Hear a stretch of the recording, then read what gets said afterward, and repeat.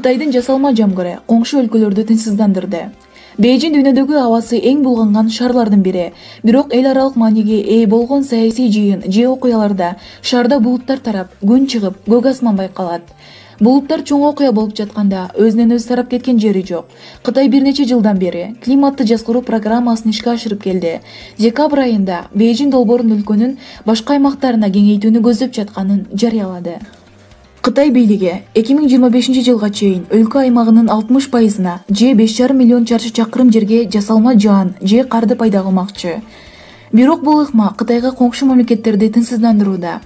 Анткени мындай технологиянын кесепети толук изилдене элек.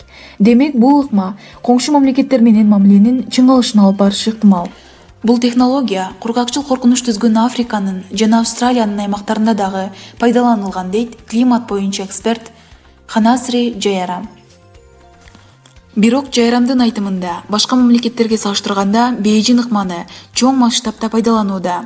Жасалма жаан жаратуу технологиясы 1940 жылдары АКШта пайда болгон.